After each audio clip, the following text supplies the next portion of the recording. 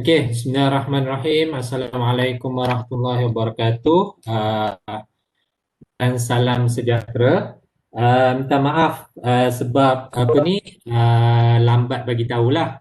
Plannya sebenarnya ikutkan kami nak buat untuk antara kami saja and then kami record, tapi ada request daripada pensyarah minta semua student untuk join sekali. So kalau ada soalan boleh tanya teruslah kepada panel-panel yang dijemput. Okey. Untuk hari ini, saya dan beberapa orang pensyarah akan menerangkan tentang kandungan khusus elektif bagi program sains pemutusan. Okey. Sebab ada juga yang tanya subjek ni belajar apa, susah ke senang ataupun macam-macam lah. Okey. Just nak bagi tahu pada pelajar SEM A181, kalau misalnya you all dah habis kota untuk elective program tapi masih ada kota untuk elective bebas, so boleh juga ambil elective program ni sebagai elective bebas. Nanti kita akan tengok mana-mana kursus yang tak berkaitan dengan SQQP ataupun SQIP, kita akan tarik untuk letak sebagai elective bebas. Okey. Nanti kalau tak faham boleh tanyalah. So, untuk yang ni, ini antara kursus-kursus yang ada untuk ni lah untuk kita bincangkan. Okay. Kursus-kursus yang pertama SQQP 3103 Operation Engineering. Sekejap lagi Dr. Uzlan akan terangkan. Tapi just tahulah, sebenarnya Operation Engineering ni untuk intake A191 dan A201 wajib ambil. Okay. Bagi intake A81, kalau you all nak ambil, boleh, tapi kita jadikan dia sebagai elective bebas. Okay. And then yang 5 subjek tu analytic programming, data visualization, system dynamic, game theory dengan efficiency and productivity analysis. Yang kita akan lupa nak masukkan nama Dr. Sauba, Cik Sauba. Okay, yang ni kita akan, yang ni semua akan jadi aktif. So, tanpa membuang masa, pada Dr. Ruzlan untuk memperkenalkan khusus Operation Engineering. Okay, so bear in mind yang ni wajib bagi student A191 dan A201, manakala kalau nak ambil bagi elective program khusus ni bolehlah. Okay, bagi pelajar A181. Okay. Ruzlan boleh share screen lah kalau nak share. Okey, Sana.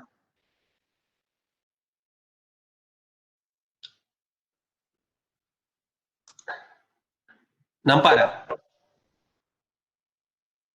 Nampak. Okey. Okey, bismillah walhamdulillah wassalatu wassalamu ala rasulillah sayyidina Muhammad wa ala alihi wa sahbihi ajma'in. Okey, SQQP 3013, Operations Engineering. So, bagaimana Dr. Jafri cakap, yang ni actually teras untuk A191, pengambilan untuk A191, A201 lah. So, student yang baseline tu mungkin boleh dijadikan sebagai elective. Okay, so saya start dengan background lah. Okay, so kita tahu kan, in order to survive in the current business environment tu, kan, semua tak kisahlah organisasi sama ada dia based on service ataupun based on manufacturing atau production tu mesti provide good value lah to its customer, because customer ni actually yang akan determine sama ada business suatu organisasi tu berjaya atau tidak. Okay, so the value tu, kalau siapa tak tahu, the value tu actually we can define as outcome lah, outcome of numerous processes or activities, kan. So yang ni kita namakan dia punya operation. So kalau dalam SQQP 3033 tu kita pernah belajar macam mana kita nak replicate, kita nak simulate activities tu. Tapi dekat sini macam mana biasanya kita nak design, manage, optimize lah, kita nak control the quality tu. Okay, so semua operation ni, operasi tak pun aktiviti lah dalam bahasa mudah kan. perlu didesign, perlu di-maintain, perlu di-improve untuk future business success lah.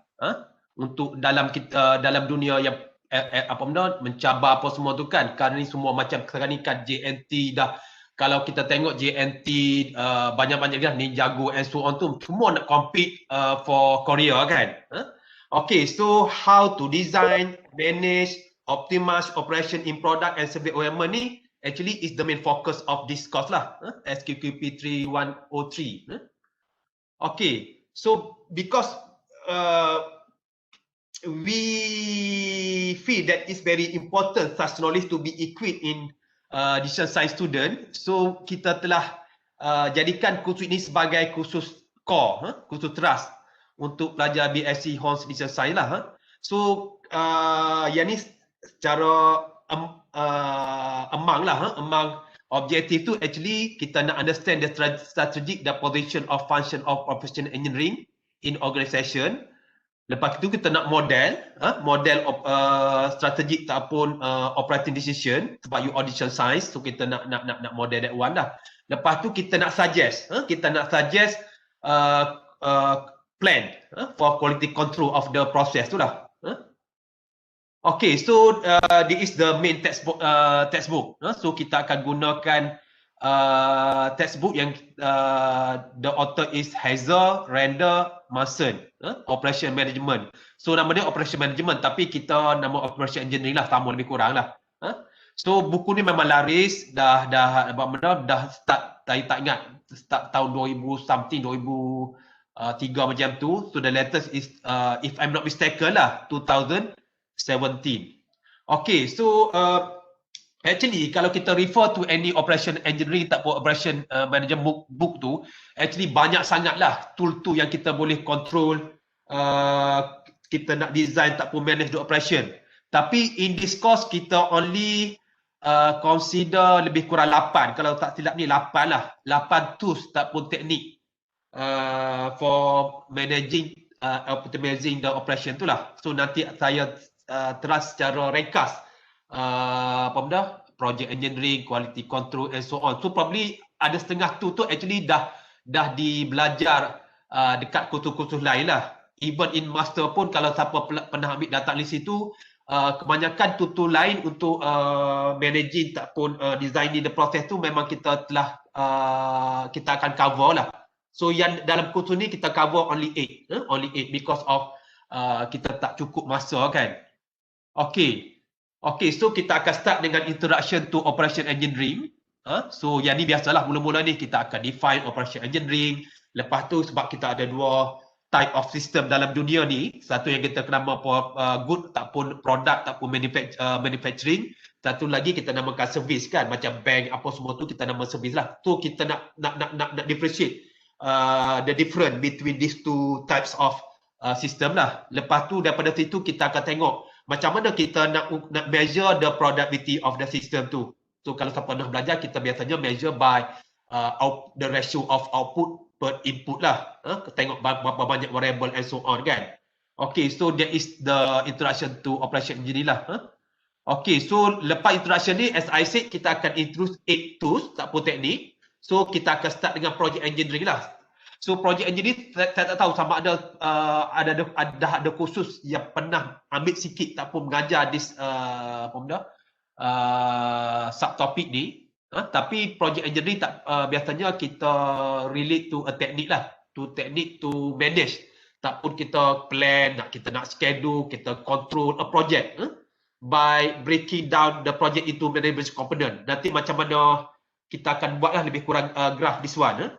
Yang ni lebih kurang kita panggil PERT ataupun CPM lah. So objektif tu kita akan guna Gantt chart, kita akan implement PERT dengan CPM. Lepas tu kita akan find critical path. So kalau kita dah ketutupan masa apa semua, macam mana kita nak crash the project tu? Kita nak ni lah, kita nak cepatkan the project kan. Bila percepat the project tu, semua akan tahulah dia akan involve time ataupun dia akan involve resource lah. Bila involve resource tu, dia akan involve kewangan. So macam mana kita nak handle dengan that kind of problem. Okay, so kita start dengan project engineering. Lepas tu kita akan tengok quality control sebagai chapter 3 ataupun tu nombor 2 lah. So quality control ni actually dia macam proses lah. Proses to ensure that dia punya product quality ataupun service quality tu is maintained and improve. So untuk capai tu kita akan define quality, total quality management. Lepas tu kita akan gunakan satu tu yang kita namakan statistical control chart, yang mana kita akan gunakannya untuk monitor proses data over time dan take corrective action lah kalau dia dah keluar daripada kita punya UCL ataupun law CL tu kan, control tu. So macam lebih kurang macam ni lah. So banyak digunakan dekat kilang apa semua lah. This what we call tool, quality control. Lepas tu kita akan go to product and service design.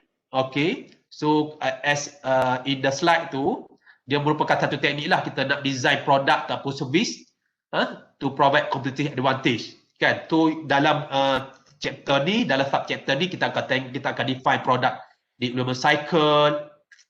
Saya akan introduce quality function development. Lepas tu kita akan apply lah, implement decision making technique to product and service design. So that is the product and service design.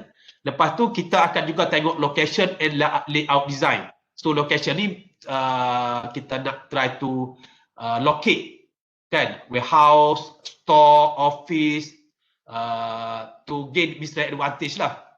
So kita akan identify major factors affecting local condition.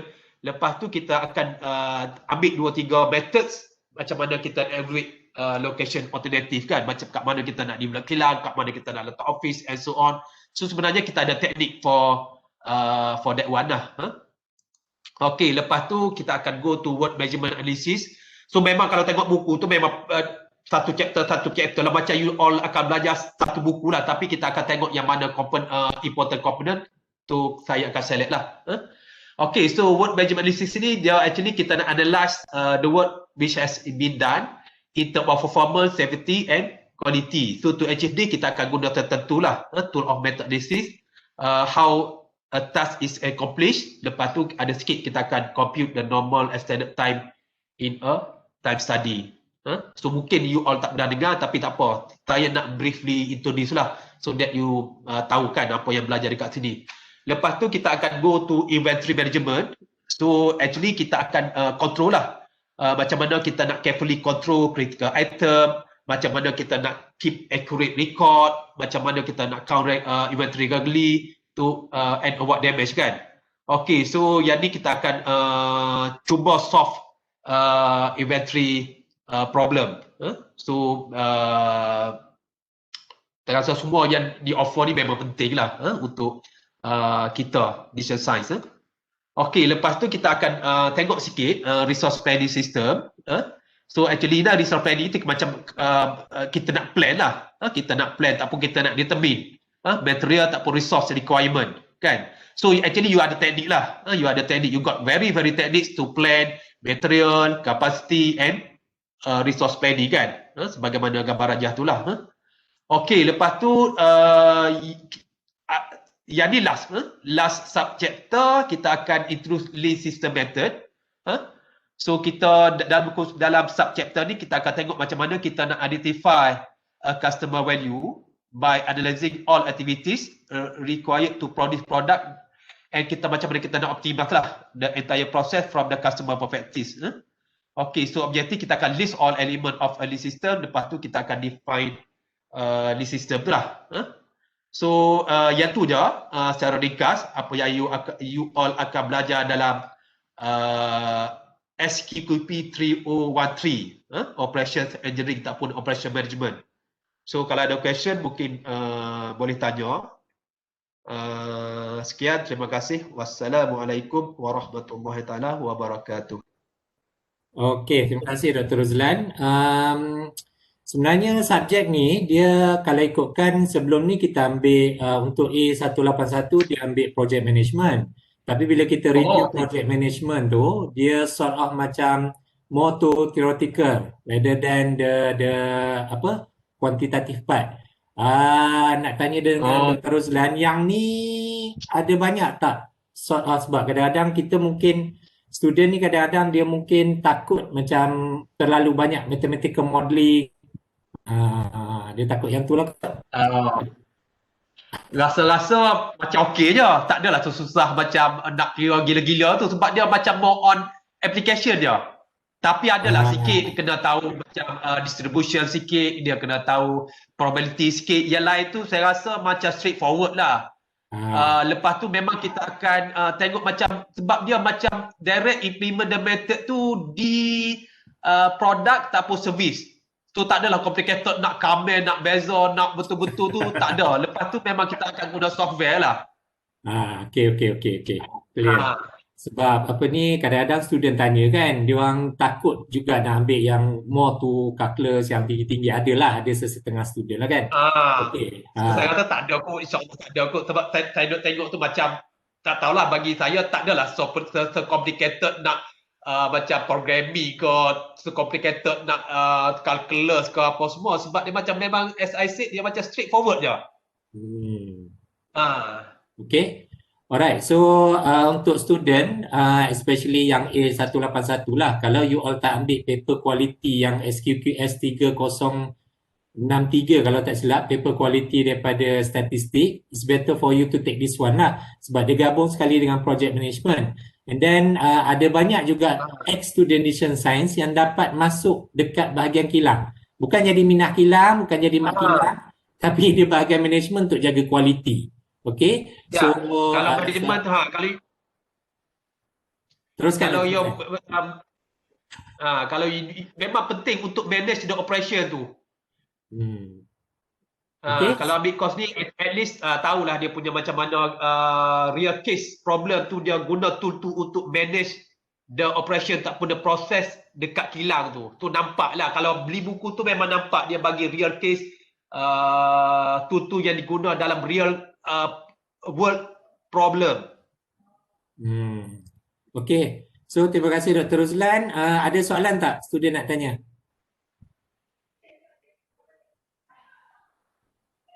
Ada soalan? Tak ada Alright, terima kasih Dr. Ruzlan. So kita pergi seterusnya kepada kursus SQIT 3073 Analytic Programming daripada Dr. Mazlan Muhammad Sapri. Yang ni betul-betul elektif Analytic Programming. Dr. Mazlan? Okay, Assalamualaikum warahmatullahi wabarakatuh. Boleh dengar aja semua? Boleh. Clear. So saya yang ni saya tak sediakan apa-apa material slide, cuma syllabus je lah. So saya akan share dengan semua berkenaan dengan syllabus SQIT 3073 lah. Dan mencerita sedikit tentang Business Analytics Programming. For your information, ni kursus elektif dan dah dilancarkan pada last semester dan diajar oleh Associate Professor Dr. Muhammad Faizal Omar. So dia lebih tahu daripada saya actually sebab yang konten kursus ni masih banyak perlu masih dirombak lagi, masih dirombak lagi mengikut kesesuaian silibus yang dirangka pada awalnya. So saya share dulu apa yang terkandung dalam kursus ni.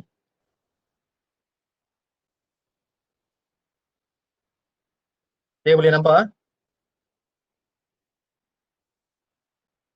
Boleh. Hello, boleh? Boleh. Boleh. So kalau boleh saya nak respon daripada student lah. So kalau student tak respon, tak tahulah sama ada dia orang berminat atau tak. Macam Dr. Zila mention tadi yang paper operation engineering tu tak involve programming kan. So ini programming. Ini adalah paper yang berkenaan dengan programming. Nama dia pun Business Analytics Programming. Dan untuk pengetahuan semua, untuk programming ni, Business Analytics ni dia bukanlah satu students perlu mempunyai asas programming walaupun tapi kalau tak ada asas programming pun masih boleh cope dengan course ni sebab dia tak involve heavy ataupun heavy programming syntax. Heavy programming syntax. So apa yang saya deliver ni harap boleh faham Ada quite technical sikit.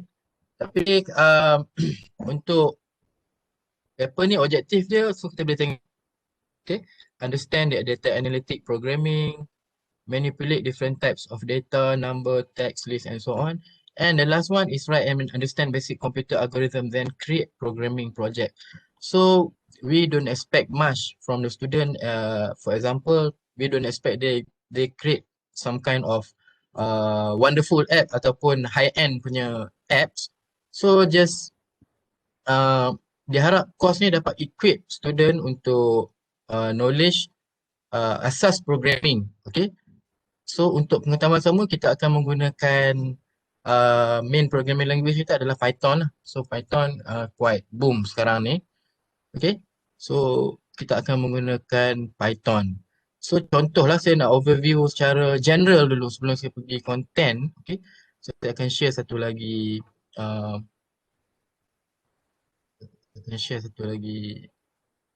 material iaitu berkenaan dengan apps. App kursus ni apa Python programming Python tu apa yang dibuat.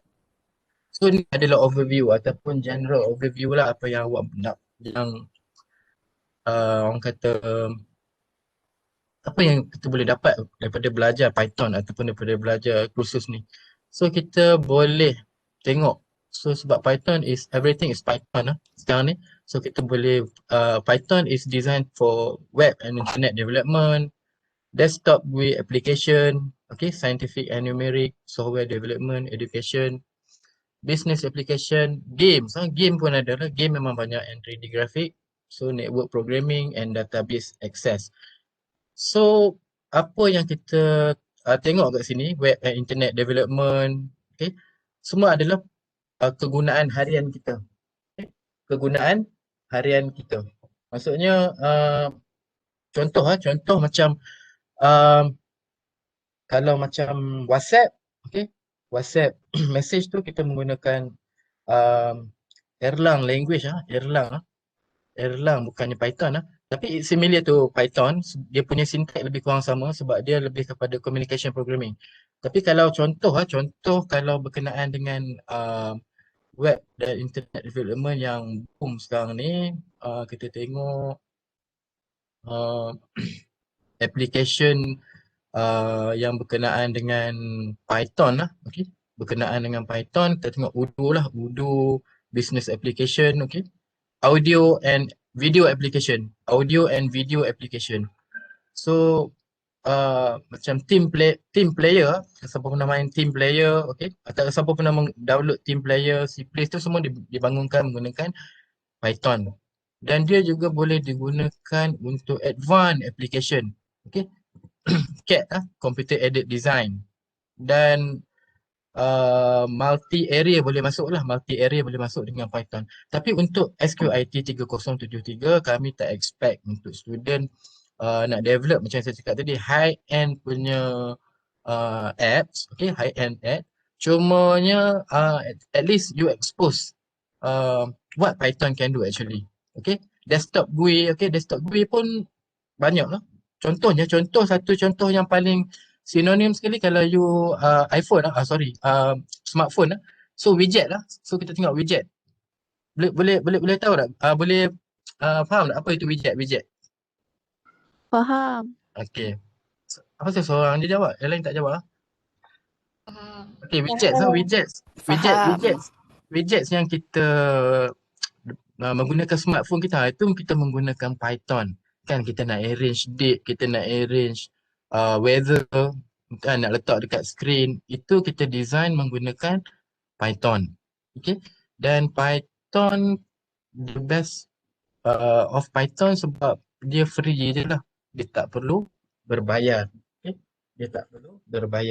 Jadi kita boleh di SQS kita menggunakan Microsoft Visual Studio. Okay, Microsoft Visual Studio yang mengandungi beberapa komponen untuk programming tu. Okay. Dia package. Dalam Microsoft Visual Studio tu Python ada, Visual Basic ada, Java ada, C++ ada, C# ada. Tapi kita boleh menggunakan Microsoft Visual Studio yang boleh di-download daripada internet dan it's free. It's very simple lah. It's very simple. Okay, and one more thing I want to share before go to content. Kita tengok dululah contoh kalau student nak tengok, student nak tahu bentuk scripting ataupun uh, apa yang orang perlu buat untuk assignment ke, untuk quiz ke, untuk projek ke. So, inilah yang you akan buat. So, yang mana suka-suka lah, yang mana tak suka tu tak boleh nak paksa diri lah. So, this is for example, the code lah ataupun scripting untuk Python yang insyaAllah yang you akan belajar lah, untuk elective SQIT 3073. So, this is a very simple example. Okay. Let's say we have price 1 million and has good credit equal to true. So ini adalah contoh syntax untuk Python. It's very simple, tak complicated, dan dia imitate human language punya style communication. Kan awak boleh faham kan?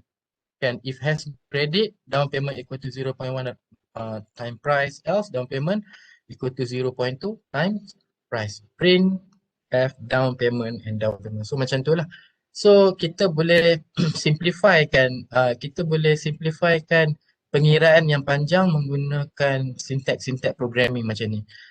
So first of all, mostly student dia quite awkward ataupun quite scare, takutlah dengan programming ni. Actually so tapi Python provide very orang kata apa? Friendly platform lah. Okay, friendly platform. Kalau ada error pun dia bagi tahu, dan the best thing is dia punya code lah, dia punya code syntax tu macam saya cakap tadi memang imitate human punya language, tak ada complicated cacing-cacing ataupun syntax yang kita tak boleh faham. So most of yang saya share dekat sini ni, code ni kalau awak tengok semua benda yang awak boleh faham.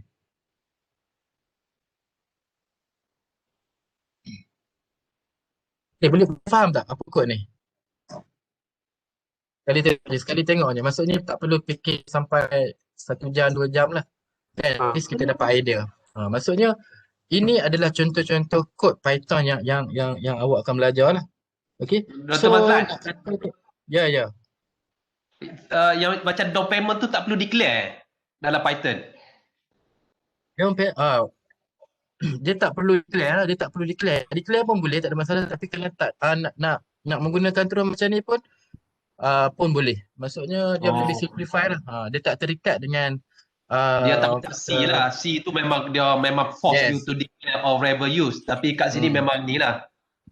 Dia menggunakan saya cakap friendly approach. Even di sini pun skill you boleh run. Dan dia boleh menggunakan notepad lah. Tahu notepad dalam komputer tu, notepad kita boleh tag situ dan kita compile lah. Kita compile dengan menggunakan dia punya compiler lah. So kena download dulu lah compiler lah. So it should be fun lah.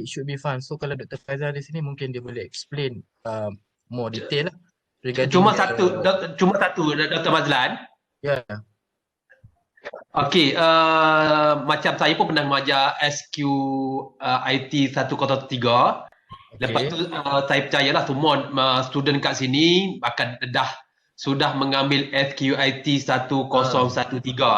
Okay, actually apa benda, what is the main difference between this course dengan SQIT 103 in term of yang ni more on design ke ataupun macam mana?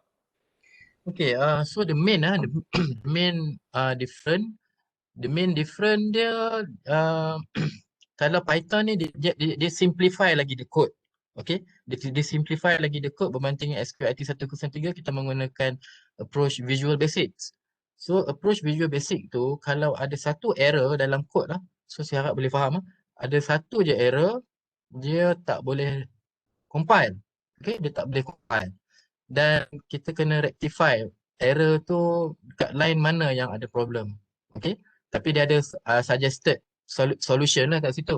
Tapi kalau dalam Python ni dia boleh lah, dia boleh compile dan dia tak terikat dengan rule. Kalau ada error yang sikit-sikit macam tu dia boleh jalan, tapi dia punya outcome tu is not so smooth lah.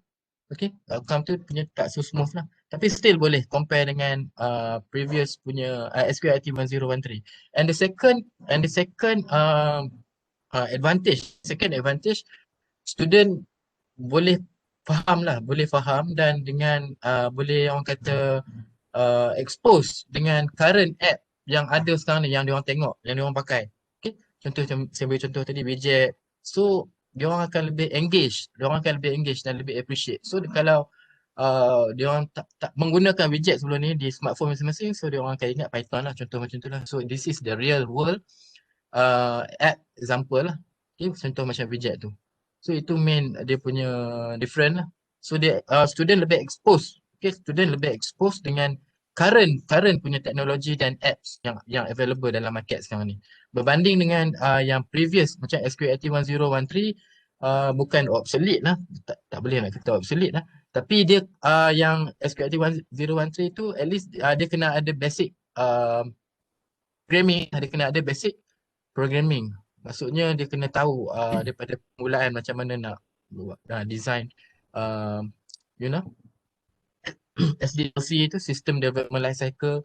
Tapi yang ni dia tak perlu tahu SDLC sebab dia boleh just boleh terus buat lah, boleh terus buat dan boleh try. Dia tak terikat dengan SDLC apa semua tu untuk nak buat app. Okay. Ya, ya. Antara VB dengan Python, mana lagi mudah Okey. untuk kita develop? Python lah. Python lah. Python lah sebab dia boleh dibangunkan dengan menggunakan WordPad. Okay. Notepad ataupun WordPad dan kita boleh run through dia punya compiler lah. Okay. Alright. Okay. Then syntax dia pun lebih mudah difahami, Dr. Jeffrey. Syntax dia pun lebih mudah difahami dan actually Visual Basic yang saya guna sekarang ni pun agak memang mudah dah lah. Dia pun sama juga dengan daily language. Cuma ada technical punya banyak technical term lagi lah dalam Visual. Tapi kalau untuk Python ni dia punya reserve word ataupun syntax tu very light. Contoh macam kalau nak print pun just type print bolan bracket dalam semicolon dan dia boleh print that statement. Kita dapat tengok output instantly macam tu. Okay. Okay. So and then kita tengok dia mode of delivery kita buat lectures, konsep sikit lah. Kita explain dia punya konsep. Okay. Theoretical lebih sikit lah. Tapi kita memang buat dalam lab sebab ni memerlukan hands-on punya delivery ya. Dan ada juga case study dan ada juga problem solving dan at the end kita kena buat project dan presentation. Tapi jangan risau, bukanlah project yang canggih sangat lah tu. Okay. So kita tengok basic computation. Okay, matematik. Okay, untuk matematik dalam Python ni, dalam SQLite 3073 ni is very minimal lah. So it depend on the complexity of the project. So if you decide you want to go for very high-end punya mathematic formulation, so dia akan jadi complex lah. Tapi kalau if you just want to design the app for calculator, for loan application, I guess itu tak involve heavy mathematical calculation lah. So dia just like using a basic of your mathematics knowledge ni lah. Okay. So jangan takut, ni tak melibatkan pemodelan matematik ataupun yang ni lah, yang heavy computation lah. Cuma dia banyak term. So every week tu akan ada je benda baru. Macam ada je term baru. Term baru lah macam branching and iteration, composition, function. So semua ni adalah term-term ataupun subtopik yang dalam Python ni. So kenapa kena belajar benda ni lah? Kena tahu semua ni dulu lah untuk nak orang kata nak type kod macam kod programming code yang tadi tu. So semua ni adalah quite technical lah. Tapi jangan takut. Macam saya cakap, jangan takut lah, benda ni just code dia simple macam tadi aja. Okay. So student akan lebih faham kalau dia try buat satu simple application dan dia akan lebih nampak lah dan lebih appreciate. So dia cover semua lah, database boleh buat lah, database edition, database pun boleh buat. So kalau ada Dr. Faizal sini boleh dia share. Dr. Faizal ada sini. Dia ada meeting rasanya. Oh, ada meeting.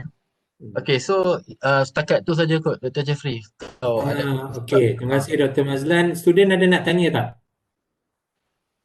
Student? Tak ada Dr. jelas. Tak ada. Okay, alright. Just for your information, Python ni memang tengah boom sekarang ni. Even budak tingkatan 3 pun dah start belajar lah. So you all, kalau banyak company bila kita tulis kita punya apa ni, strength kita boleh buat Python, memang dia akan hire lah mostly. Okay. So kalau still tak ambil lagi subjek ni dan minat yang ke arah programming, logic, syntax semua, so better ambil lah Maths Edition lah. Okay. Alright, seterusnya kita jemput kepada teknologis Dr. Fazilah Muhammad Kamal untuk present, bukan present lah, untuk bagi tahu apa yang ada dalam SQIT 3083 Data Visualization. Dr. Fazilah, silakan. Okay, Assalamualaikum and very good morning to my lovely students. Good morning, okay. So today, pagi ni saya nak share berkenaan dengan subjek elective SQIT 3083 Data Visualization, but instead of explaining chapter by chapter, so saya accumulate dia dalam satu understanding, what I call as a journey through SQIT 3083. But before that, let me share.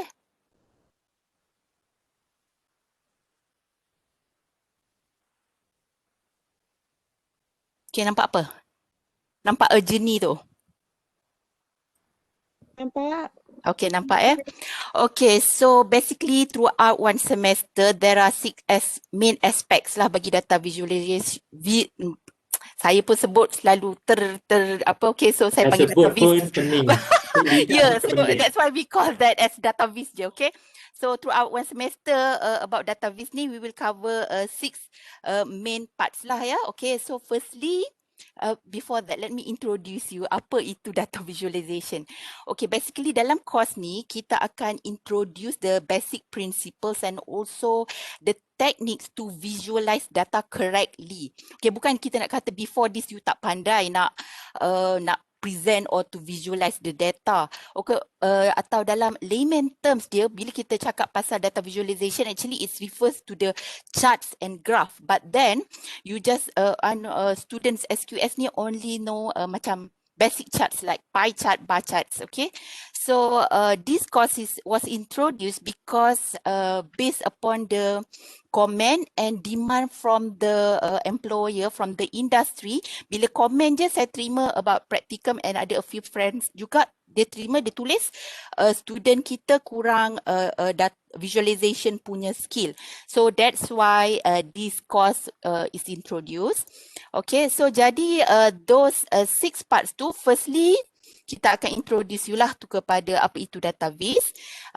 So dalam chapter awal tu you'll be introduced about the 3 main parts that all together form about the visual analytics, iaitu visualization, chart graph tu semua, and then also you learn about the interaction because you are going to develop a dashboard, the interactive dashboard. So that's why you have to know how the human interact with the computer a bit, and also the data analysis. But this part won't be covered because this course assumes that you already cover lots of data analysis methods and techniques previously in other courses. So you will apply in this course of database.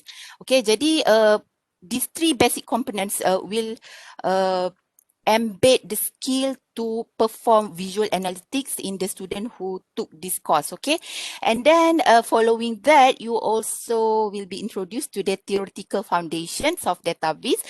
Perhaps it's a bit boring for student SQS because all the things yang baca-baca, all the theory lah ya, that will cover about data graphical properties, visual encoding. That mean untuk data jenis macam ni, kita kena encode macam mana and menggunakan elemen color ke, shape ke, form ke, ke, distance ke and everything. Okay. And then also kita akan belajar graphical excellence and integrity to make sure that whatever visualization that you produce from the data set is reliable and can be trustworthy. Okay. And also ada this construction, that means kita ambil contoh-contoh visualizations yang commercial, then we look at how they develop that to deliver or convey the message. Okay, and then masuklah pada introduction to pada data viz tool and also to prepare the data set. And for this course, you will be using Tableau. Okay, Tableau is actually a rival to Power BI, but this course kita tak guna Power BI tu bukan sebab dia tak bagus ke apa. It's not that because of that. Only that I believe that bila kita belajar Tableau, you juga nanti later on boleh guna juga Power BI. Sebab kita take advantage of the Tableau punya program scheme untuk education yang bagi free 1 year licensing. Jadi why not? Sebab Tableau ni mahal. Jadi bila dia bagi free for education, kita take advantage and let you explore supaya all those skills you can apply during your career punya fasa, tapi menggunakan Power BI. So that's okay about that. So that you will be introduced to the Tableau, the features and everything, and also you learn about the data connection and how you deal with the data quality problems. And along the way also you will learn about the data storytelling. Okay, so we have techniques like big idea approach, storyboarding to structure how you present your data, whether to the top management or the specific audience. So it's because bila kita develop visualization ni, it depends on the audience. Kita tak buat visualization for the public. Kalau public, okay, ada cara dia. So kalau pada top management, so dia ada cara dia. So this course will guide you on how to produce visualization that is tailored to the specific audience. Okay, so following the data storytelling, now you are ready to learn about the techniques to visualize the data. So dekat sini lah the interesting part, I believe. Okay, akan belajar graph apa yang pelbagai, the various types of visualization yang common, yang sophisticated, like the spiral chart and everything. So basically you will learn how to visualize data for the purpose of comparison, distribution, composition and relationship. And at the same time, we are also considering the types of data. For example, kalau kita nak visualize graph network, so kena gunakan teknik macam mana? Okay, untuk temporal data yang time based punya data, so apakah teknik yang sesuai? Also for the multidimensional data, and the most interesting part adalah geospatial data that involved with the map. So you dalam sebab students bila saya tengok belajar pasal map ni, diorang excited sampai share dekat WhatsApp status macam wow kan, because it will be integrated with the third party and everything. So along the way, while we are learning about the visualization technique, kita ada hands-on buat dalam Tableau tu, and masa tu juga you'll be introduced to the advanced expression. Yang ini memerlukan a very basic concepts of programming to further enhance. Okay, kita nak enhance capability and computations of the Tableau ni, sebab the basic one dia macam just drag, so macam yang itu buat dalam Excel pun boleh, but we don't want that. So kita akan ajar juga macam mana gunakan advanced expression and also the parameter setting to let the audience can interact with our visualization. Okay. Then bila dah belajar semua teknik tu, yang ni lah banyak visualization techniques, and finally at the end of the course, hujung-hujung semester tu, you will put all the theories that you have learned throughout sebelum tu dan hasilkan the interactive dashboard that is based on the data storytelling that we have developed at the early of the semester tu. So kita akan develop, put them in action. Kita akan tengok you apply tak all the theories previously to the dashboard design. So it's not about dashboard tu cantik atau apa, but the most important thing, it must be informative and compelling, maksud dia sampai and then it can answer all the business analytical questions that might arise on our audience. So sepatutnya a good dashboard should address all the analytical question yang management atau audience kita tu ada in mind dia. Okay, so that is the final project untuk this course, iaitu you akan develop dashboard and also the data story development menggunakan Tableau. So in short, okay, in short, apa yang saya boleh kata about this SQIT 3083? Siapa yang patut ambil? Okay, those who are interested in creating dashboard and reports, love to convert data into visuals, want to work with graph and BI tools, and also you are, you love to explore. You kalau tak kreatif, you don't have to be worried because kita ada various resources about color selection and everything tu semua ada dekat Google. Okay, so tak kreatif pun tak apa. That is why we are offering this course, because we want to instill that creative thinking and so on. Okay, jadi jangan risaulah because awal-awal tu macam saya tak pandai, saya tak kreatif. No, it's not about that you are not creative ke tak, okay? It's about we will learn throughout this course to be creative analytical, because saya ada sembang dengan a few employers from the industry.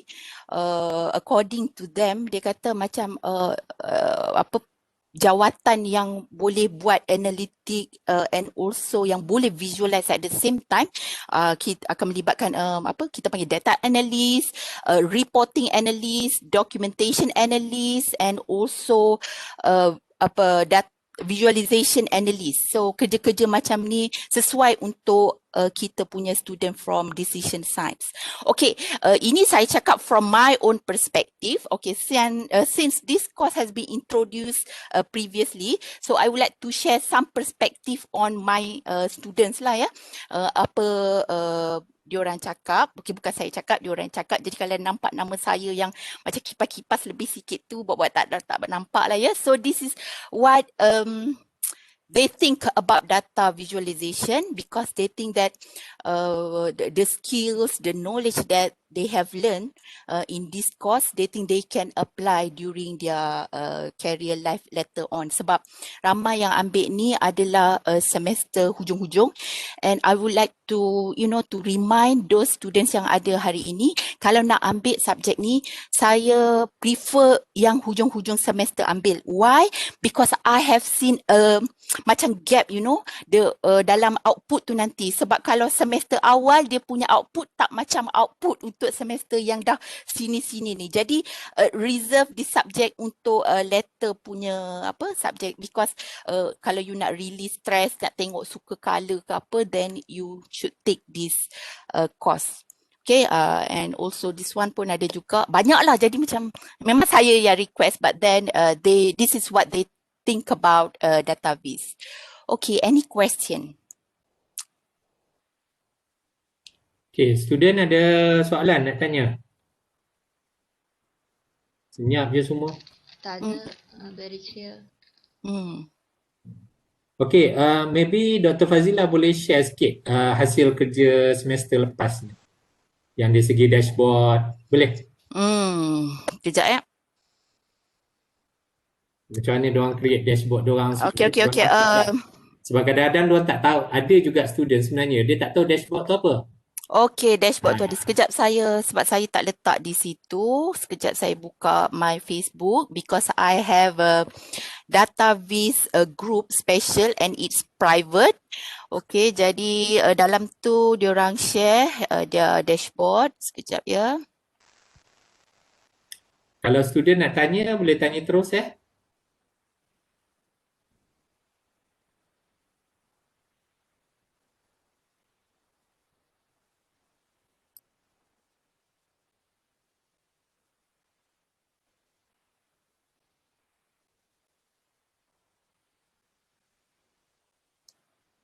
Sekejap ya.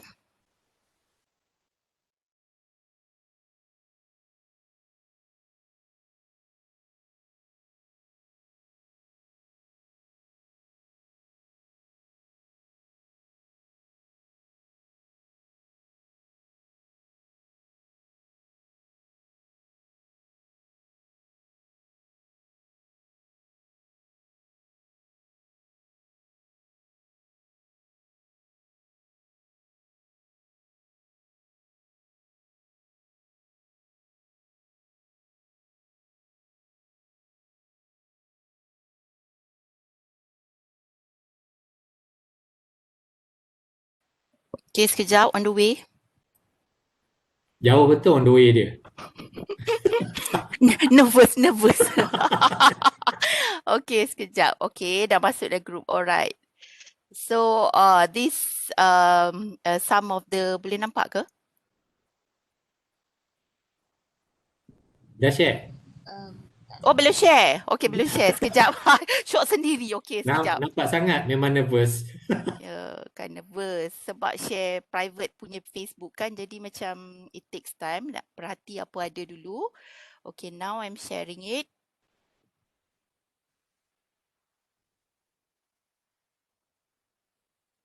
Okay, nampak apa?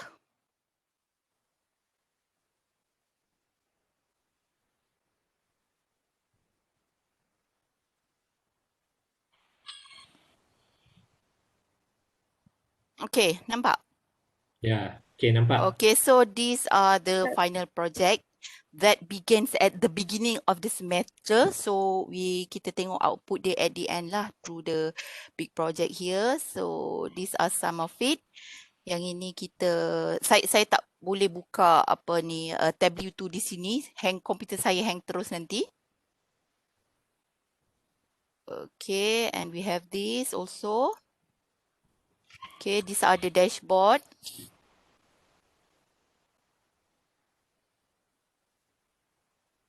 Okay.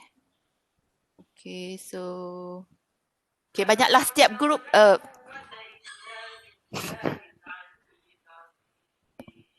okay. So inilah antara output of students baru-baru ni ya, A201. So they are all actually interactive. That's why some theories about the interaction is needed here, because to produce a very good and efficient dashboard, you should know the foundation, so that ada structured thinking bila you nak design a very good dashboard. Okay. Banyaklah, okay, ada berbelas group lah yang ni diorang buat menggunakan Tableau semua. Okay, and based on analysis lah ni.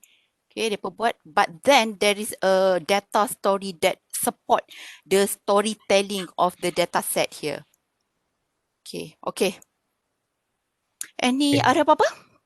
Ada soalan daripada student? Just nak tambah yang you tengok dekat PC Dr. Fazila tadi, dia tak boleh buat apa-apa.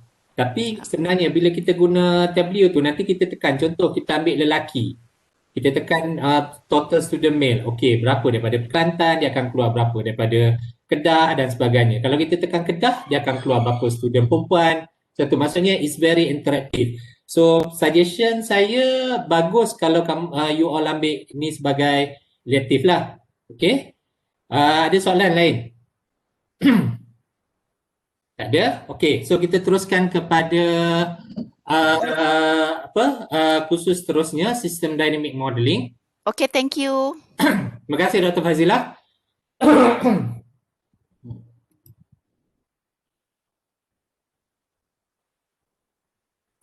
Okey, rasanya subjek ni lama dah.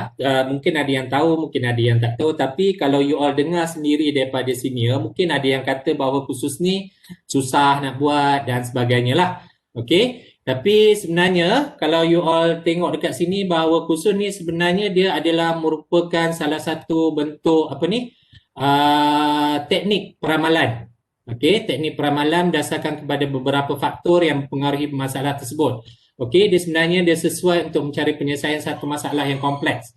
Kita ambil banyaklah contoh-contoh, nanti saya akan bagilah. Okey, sebab bila kita kata bahawa masalah tu sebenarnya dia melibatkan pelbagai factors. Okey, dia ada macam-macam faktor, tapi compare dengan you all belajar forecasting yang biasa punya, biasanya forecasting you all akan belajar dia melibatkan satu atau dua faktor saja, tapi yang ni dia akan melibatkan banyak faktor.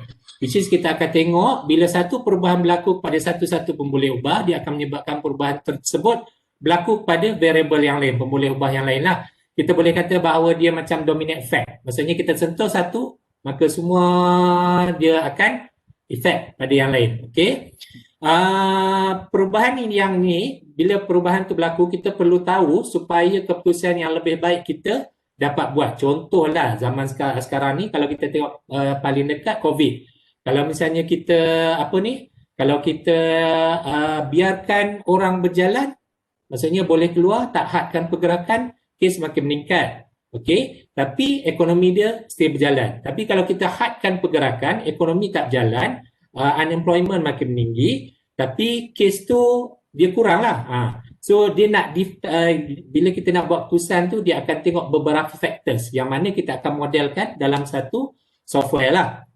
Okay, so yang ni dia akan gunakan kaedah pemodelan matematik dan menggunakan software. You all jangan risau bahawa pemodelan matematik ni lebih kepada macam tambah, tolak, bahagi, campur. Itu sahajalah. Dan dia menggunakan software. So bila kita tahu bila guna software ni, kita tak perlulah nak model dalam matematik modeling yang guna MATLAB dan sebagainya lah.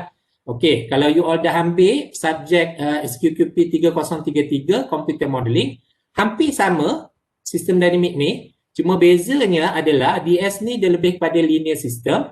Kalau SD ni dia lebih kepada causal loop. Causal loop nanti sekejap lagi saya terangkan. Okey.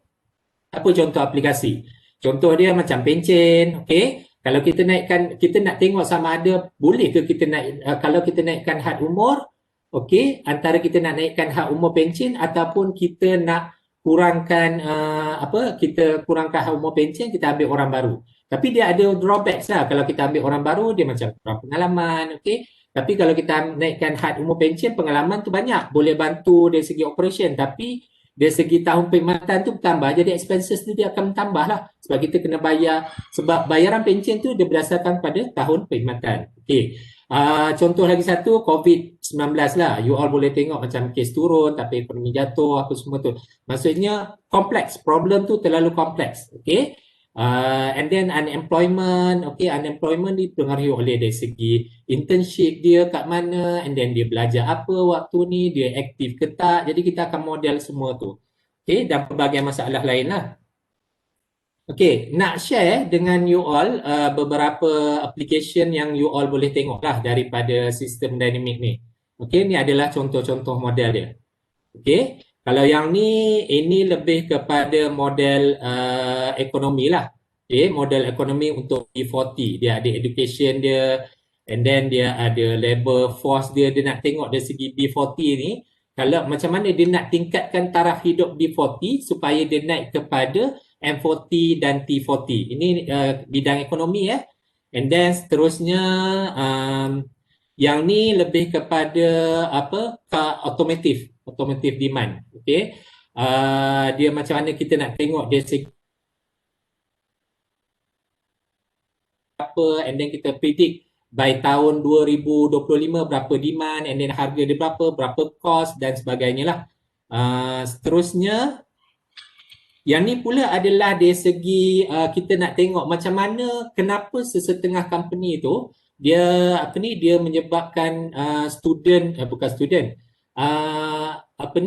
turnover rate dia terlalu meningkat. Maksudnya dia meningkat. So kita nak tengok faktor-faktor dia.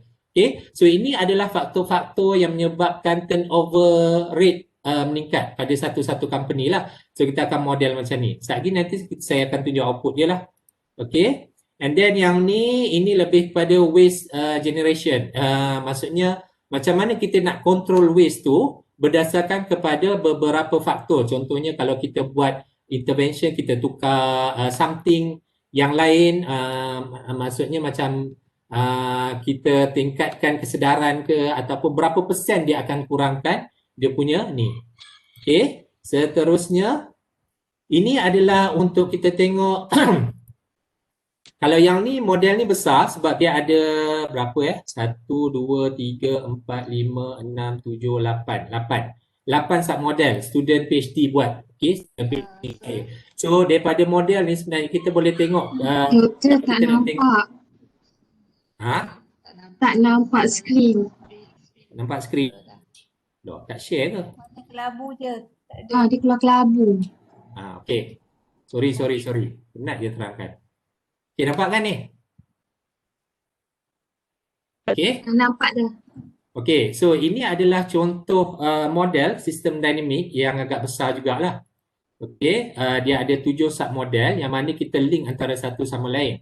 Model ni sebenarnya student PhD buat, dia nak tengok macam mana kita nak predict dari segi architecture punya bidang untuk diorang guna BIM software, macam mana diorang guna. Tapi daripada sini, so kita boleh tengok dari segi unemployment dia berapa, and then kita tengok berapa prediction dia untuk BIM adopters, berapa ramai. Okay, so bila kita run kat sini, maka dia akan keluarkan total BIM manager berapa yang dia fokus, okay, and then BIM champion dia berapa yang dia fokus, dan kita akan tengok juga dari segi unemployment dia, okay, unemployment kat sini.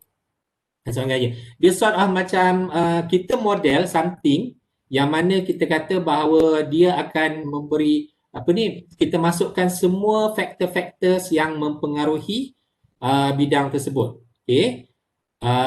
Yang ni bidang ekonomi tadi. Okay, bidang ekonomi. This one is bidang dari segi bidang production lah. Maksudnya kita nak tengok dari segi production dia berapa, market share dia berapa. Okay, based on several factors. Okay, and then this one is saya tunjuk tadi yang turnover trainee. Kita nak tengok kenapa most of the pekerja tu dia berhenti. So ini dah adalah faktor-faktor dia dari segi workload dia, and then dari segi stress dia. Banyak lagi sebenarnya model ni kita boleh besarkan lagi. Okay. Dan tadi saya kata dia guna pemodelan matematik kan. So pemodelan matematik ni dia lebih macam ni. Kalau ada 3 benda masuk kat sini, so kita ambil equation dia. So sama ada kita nak darab ke, kita nak tambah ke, kita nak bahagi. Semuanya akan di-generate. Bila kita run, dia akan generate ni lah. Dia akan generate dia punya contoh kita turn on ni, okay, dia makin meningkat. Jadi daripada kita nak kurangkan turnover trainee ni, so dia base kepada beberapa sinilah. Contohnya macam okay, kita tambah orang yang train dia, and then kita tambah bonus. So bila kita tambah bonus, banyak persen dia akan kurangkan. Okay, so itu antara benda-benda yang awal akan belajar lah dalam sistem dynamic modeling. Okay, ada soalan nak tanya pasal sebelum saya pergi pada seterusnya? Tak ada? Dr. Nurul kalau nak tambah, ada tak Dr. Nurul dalam ni?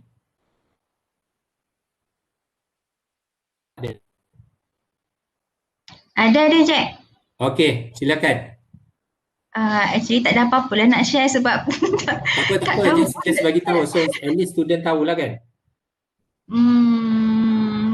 Okay lah tu. Actually apa yang Dr. Jeb dah share tadi is very good brief introduction tentang sistem dinamik. Okay, dia actually sistem dinamik ni kita diperkenalkan untuk nak cater the linear ataupun static punya approach lah sebab macam yang Dr. Jeb bagi contoh tadi yang COVID-19 punya pandemic situation sekarang, ada unemployment. Okay, kalau kita tengok memang dia sangat-sangat a big picture, tapi kalau kita nak analyse using yang linear approach, mungkin kita tak boleh dapatlah solution. Okay, so sistem dinamik ni adalah untuk membantu kita analyse kompleks sistem yang macam Dr. Jeb bagi example tadi. Okay, untuk lebih kepada macam untuk policy lah, policy design analysis. Dia more on to strategic level. Okay, kalau macam contoh discrete event tu lebih kepada operational and tactical level. Okay, so it's very interesting, sangat best. Okay, terima kasih Dr. Nurul. Kalau ada nak tanya soalan lain, tak ada Okay. Seterusnya kita jemput pada khusus yang keempat untuk elektif. SQQP 3113 game teori yang akan diperkenalkan oleh Profesor Madya Dr. Nida Zura Zaibidi. Dr. Nida silakan. Oh dah pancar dah. Belum jemput lagi.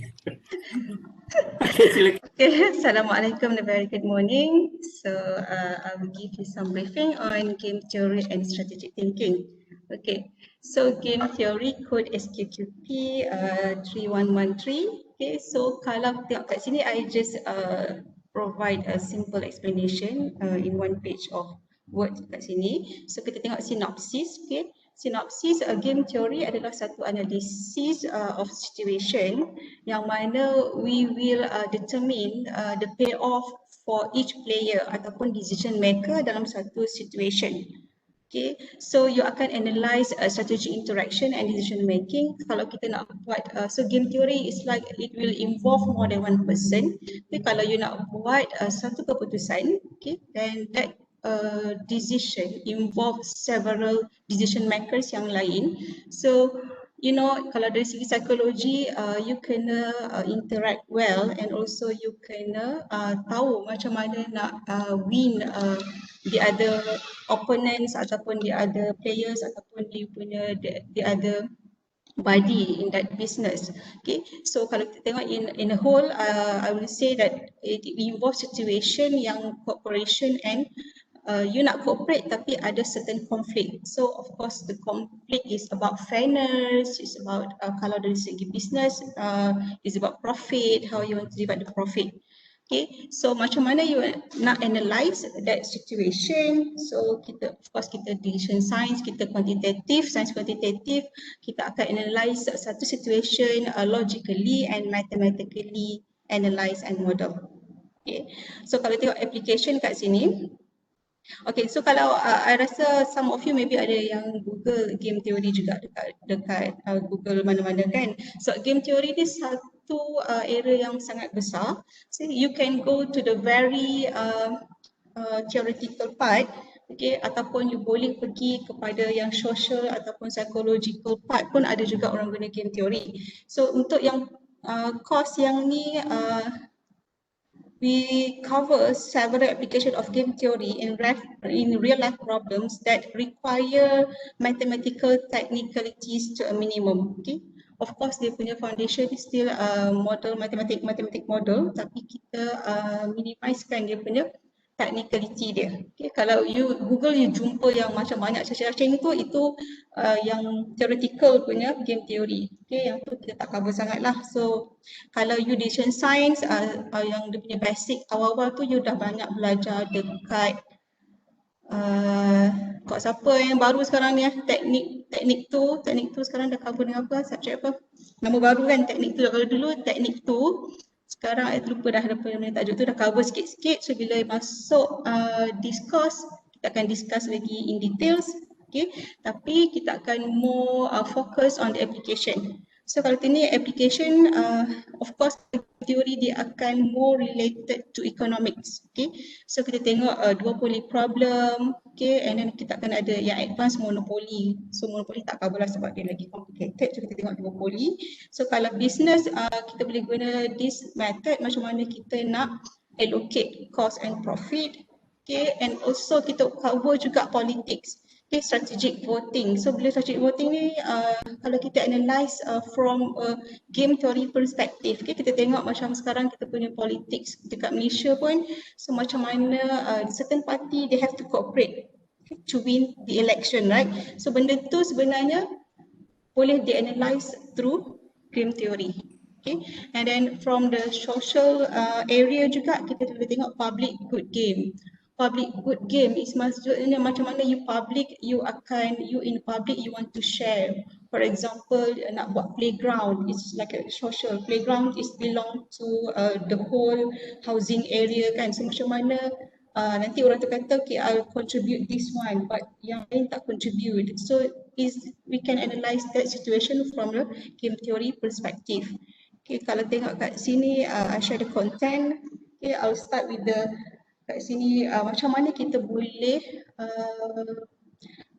conclude satu situation tu boleh di-solve using game theory. So maksudnya satu situation kita akan represent it as a game. Okay, so kalau game, you tahu kan game maksudnya akan ada menang kalah. Okay, seperti kalau dalam yang ni pun dari segi traditional game kita ada menang kalah, tapi sebenarnya bila kita tengok lagi in details, sebenarnya bila ada game sebenarnya semua orang boleh win. Kita akan reach the win-win situation. Okay, so kat sini adalah macam mana representation, dan kita tengok kat sini First, kita tengok game yang involve 2 players. Okay, kat sini ada few games.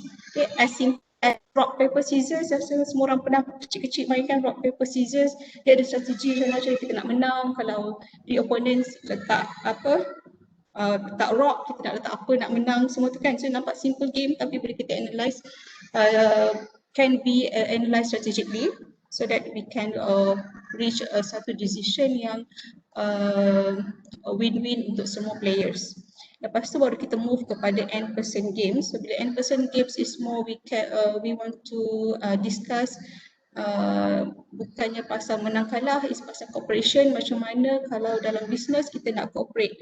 Okay, kalau kita tengok maksudnya dalam business kita tengok sometimes bila kita tengok macam dalam mall kan, okay, macam dalam mall sebenarnya bila ada satu retails tu yang dia jual benda yang sama, dia akan letak di floor yang sama. For example, floor untuk IT, dia jual laptop semua kan, tu semua kedai tu letak di floor yang sama. Actually they are competitors kan. Okay, tapi macam mana kenapa dia letak tempat yang sama, kenapa tak letak jauh-jauh ke apa ke kan. So they have a strategy.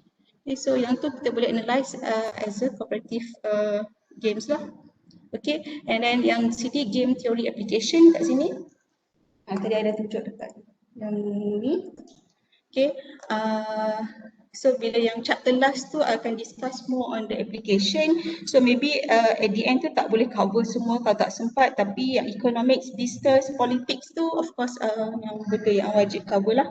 So social games tu tengok macam mana boleh cover, kalau sempat akan cover lah. So kita akan discuss banyak application rather than theoretical part yang tu. Theoretical part tu kita sentuh yang awal-awal, yang kita go for application, sebab tu nanti akan ada case study, saya akan bagi paper dan you can tengok analyse that games game dekat satu situation yang macam ni. So assessment kat sini actually assessment memang test 30% which is memang tak ada final lah. So it's more to individual assignment, group assignment, so quiz, case study pun banyak 15%. Okay, so sebab yang ni lebih kepada application. So test ni, so maybe I baru sem lepas baru game theory ni baru bermula. So I tengok bila ada test tu I divide by 2, test 1, test 2, I nampak lagi efficient lah, student akan lagi more focus and faham. So I think kalau test ni akan buat 2 lah rather than satu test 30%. Yang lain semua pasal individual assignment, group assignment, case study.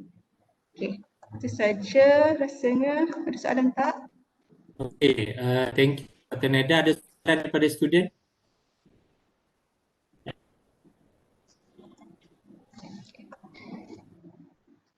Intake A201 dan A191.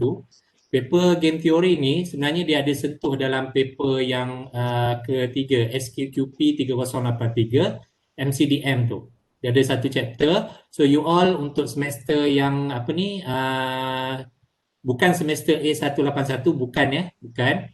Kalau nak ambil, better you ambil paper SQQP 3083 which is ditawarkan pada semester ini. Okay, ambil yang tu dulu, then you know how the game theory. Kalau you rasa berminat, should be okay lah. Nak tanya dengan Dr. Neda, ini sort of game theory ni boleh lah kita katakan sebagai diplomasi, betul? Boleh. So win-win situation kan? Dari segi social voting tu kita boleh view dari segi perspektif macam tu lah. Tapi dari segi business tak jugalah kan. Tak juga. Okay. Yelah diploma. Maksudnya apa-apa interaction yang perlukan ramai orang tu, of course kita perlu kena tackle kan, kena ada strategi, kena ada step, kena, bukannya masa it's not about our own decision tapi they involve another decision from the other players, the other decision makers. So kalau siapa yang minat berbincang dengan orang lain ni, Syapusli, masih benda betul. Syapusli boleh lah ambil paper ni, betul tak? Cuma nak tanya, sebab betul lah kata dengan Dr. Neda kata, dia involve tak? Macam honestly dari segi kamerat, pembezaan semua tu. So at least ada juga student pernah tanya. Saya tak reti nak jawab. Tak ada. Kameran tu benda tu basic kan, maksudnya tak, bila nak kira model tu nak soft tu tak adalah involve kameran apa semua tu, tak adalah, biasa je. bolehlah kita kata bahawa dia belajar macam sort of macam linear programming, lebih kepada bukan linear programming. Maksudnya dia punya equation tu tak adalah terlalu Tak. high level, betul kan? Dia ada macam bila yang banyak dekat awal tu you kena tahu decision tree. So decision tree pun dah belajar banyak dekat decision tree tu nak buat keputusan kan, decision tree tu dia macam mana dia berkembang, expand that decision tree tu. Application lah, more to application kan? Ya. Right. So student tak ada soalan?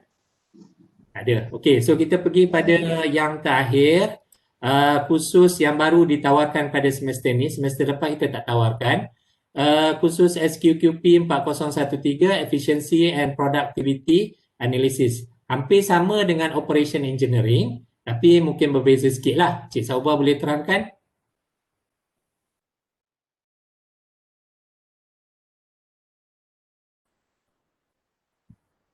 Cik Sauba tak open mic kot? Ya. Okay. Okay. Sekarang? Okay. Assalamualaikum. Thank you, Jack, before that. Okay. Assalamualaikum and good morning to my colleagues and also my dear students. All right.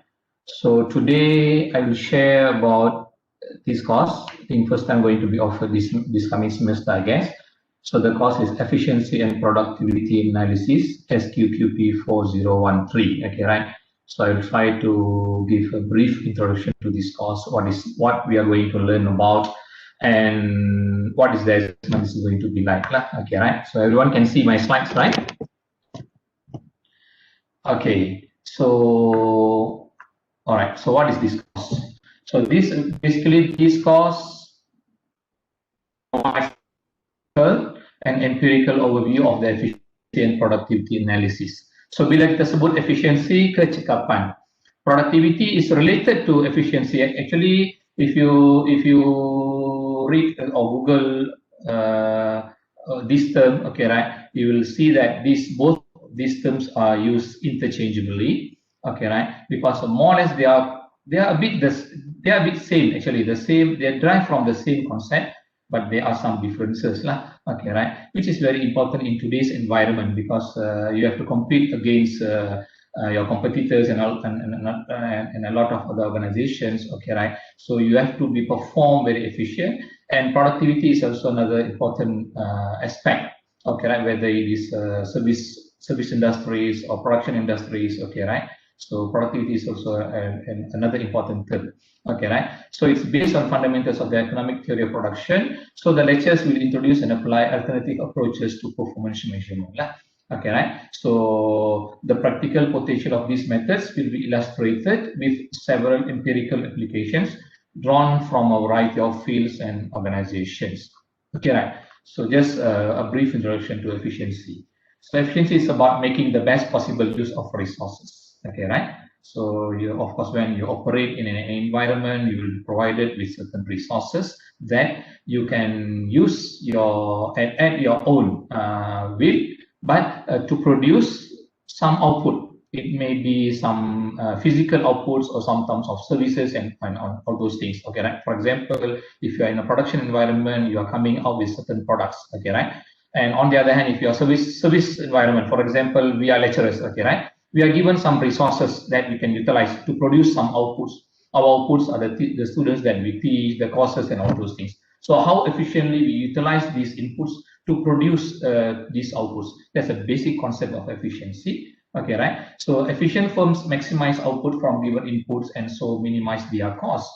Okay, right? So by improving efficiency, a business can reduce its costs and improve its competitiveness. So when we study the efficiency or we determine the efficiency of certain organizational units, we would like to determine among others, okay, right? So how much more we can produce with a given level of inputs? Is it possible for us to increase our production by maintaining the output, the inputs, okay, right? How much input reduction is possible to produce a given level of observed output? Or on the other hand, okay, right, can we still produce the same quantity with a lesser quantity of input? These are the like input orientation and output orientation. How much more revenue can be generated with a given level of outputs? This is not exhaustive. This is not exhaustive. Okay, right? So there are the other aspects that we can consider. I just give a brief introduction only. Okay, right? So Similarly, how much reduction in input cost can be achieved, etc. Okay, right. So, and when we say the productivity, okay, right. So productivity is commonly defined as a ratio between the output volume and the volume of inputs. Okay, as I've said, the basic way to compute the productivity and efficiency, basically they are the same, input to output ratios, but theoretically they are a bit different, and then in terms of the interpretation, and then when you see how you compute the efficiency and productivity, there are some fundamental differences which we will learn. I mean, I cannot explain it now. Okay, right? Inshallah, if you join me, we will learn together. Okay, right? So, so it measures how efficiently production of input. So again, it's related to efficiency. Okay, right? So productivity is considered a key source of economic growth and competitiveness. Okay, right? It's a major issue. If you Google about productivity, yesterday I read through an article which says that the developed economies are facing this decreasing productivity in their workforce now. Okay, right? Although we have a lot of technology that can be utilized, but in terms of the productivity, it's declining. Why? So we want to measure the productivity change, okay, from year to year, how the productivity increases and so on. Total factor productivity measurement and all those things. That's what we will learn. Okay, right? So here we wish to measure the level of output per unit of input and compare it with other firms from year to year, other countries and so on, and partial productivity measures. Okay, the output per person employed, output per hour, output per hectare, for example, if you are in agricultural, output per hectare and so on. So that's about productivity. Okay, right? And total factor productivity measures. Okay, right? So when we combine all the productivity measures and we want to come up with a total factor productivity measures. Okay, right? This is just a brief introduction to efficiency of productivity. I believe those who have heard this, I think you won't be able to differentiate between productivity and efficiency yet. But if you join me, inshallah, we will learn together. Okay, right? So the cost content. So there are, I didn't share the syllabus here, but from the briefly, there are 4 major components in this course that we will learn. First, we have to examine the conceptual framework that underpins the efficiency and productivity measurement. How it is measured. So the basic theoretical foundations, okay, semua itu kita akan define and kita akan learn. Next, kita akan move on to the 3 principal methods that we will discuss. Okay, extensively in this course, which are index numbers. Index numbers concept is very important in productivity measurement. Okay, right? And the next is the data envelopment analysis, and third one is the stochastic differential approach. Okay, right? Both these technique is technique that can be used to measure efficiency of operating organizational unit. Okay, right? Data envelopment analysis is a non-parametric approach, which if you take decision-making techniques 2, quantification techniques 2, it has been covered briefly. Okay, I don't know about the content now. Okay, I forgot already. Okay, so and then stochastic differential is another approach to measure efficiency, but it's a parametric approach. What is parametric? What is non-parametric?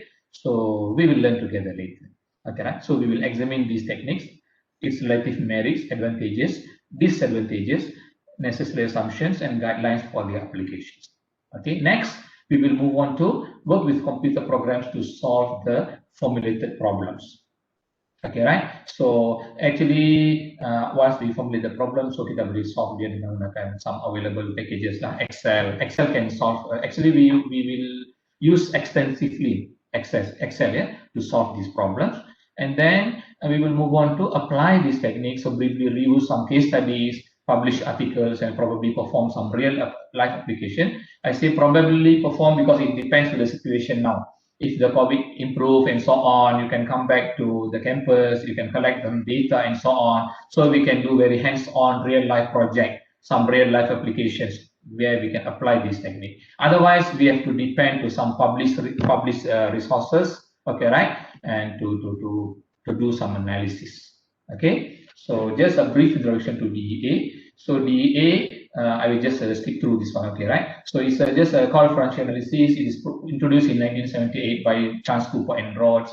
It's an LP-based performance measurement technique. So you are not going to learn anything new actually when you are learning DEA, because you have learned linear programming previously. In fact, the first technique that you learn is linear programming, right? So the DEA is based on linear programming. So we will model this problem, efficiency measurement problem, in LP, in SNLP, okay, right? So which can be used to evaluate efficiency of decision-making units that perform similar activities, okay, right? So which are termed DMU, okay? So it has been applied in many fields and application, okay, right? From non-profit to profit firms, banks, schools, universities, hospitals, and many other institutions, okay, right, or organization, okay. And if the stochastic differential analysis is a parametric technique that uses standard production function methodology. So the function will be something like a regression function, okay, right? You dah belajar linear regression, multiple regression. It looks like multiple regression function actually. So the approach explicitly recognizes that production function represent technically maximum feasible output level for a given level of output, okay, right? So the SFA technique can be used to model function relationship where you have theoretical bounds, okay, right? So we can estimate the cost function, to study the cost efficiency, revenue function. So we will determine different functions. Like I said, it's a parametric technique. Okay, just a brief introduction to DEA and also SFA. Okay, right. So cost implementation. So it will be through lecture and discussion. Okay, right. So there will be some theoretical aspect which will be given through lecture, and I plan to give some in terms of own work, group work, where you have to gather the information, you have to present to the rest of the class. Okay, right. So lecture and discussion. Reading of selected articles, books, chapters, etc., related to certain topics that we are discussing at that moment. Okay, and again, you will present these to class and so on. So, and group discussion, presentation, and project. Okay, assessment. So, assessment. This course is 100% coursework. Okay, right? So, which comprises of assignment, quiz, test, reading, and a critical review of articles and case studies, and projects and presentations. Okay, right? And these are the main reference that we are going to use. Okay, right? So these two books is the main, for the time being, this is the two of the major resources yang saya identify lah yang kita akan guna. Okay, right? So I think I guess that's all from me. Hopefully it gives you a brief idea of what we are going to learn in this course. Okay, right? So inshallah, if you join me, inshallah we can journey, we can have a journey together. Okay, right? So thank you. Thank you, Dr. Jack, for the opportunity. Okay, thank you, Cik Saubah. Ada soalan daripada student? Kau nak tanya ke? Okay, it's good. Kalau you ambil course ni, at least you boleh masuk mana-mana company. Sebab dia memang kita akan tengok dari segi dia punya productivity, and then efficiency, macam mana kita nak relate, okay? Dia punya investment, termasuk sekali kan dengan Cik Saubah kan? Kalau saya invest berapa and then berapa dia punya productivity, kita boleh ukur lah kan? Yes, definitely. Right? So actually, in today's environment, it's important because you want to stay ahead of other firms. Okay, right? Jadi your competitiveness and all those things. Okay, right? So these are the things that we are going to discuss. Okay, tak ada soalan Alright, so thank you very much kepada semua student dan rakan-rakan pensyarah kerana join program ni lah. So untuk student, you all akan buat elective, akan add drop elective pada 14 hari bulan ni. My suggestion and our suggestion from the lecturers, kalau boleh, jangan ambil subjek di luar SPS. Sebab elective ni sebenarnya banyak subjek, lagi banyak teknik yang you all akan belajar. Unless kalau you all memang nak ambil contoh macam minor ekonomi, so principle of prinsip ekonomi tu you all kena ambil, yang tu tak ada choice lah yang ambil. Tapi kalau boleh, try lah untuk grab sebanyak mungkin subjek-subjek yang you all boleh ambil. Supaya bila you keluar nanti practicum, you all akan dapat macam-macam knowledge. Okay? Kalau ada soalan boleh tanya dalam grup nanti. Yang record video ni saya akan bagi dalam grup jugalah. Okay, tak ada soalan Okay, so terima kasih atas kehadiran semua dan rakan-rakan pensyarah. Sekian. Sekian, wabillahi taufiq wal hidayah. Assalamualaikum warahmatullahi wabarakatuh. Jemput makan di rumah masing-masing semua.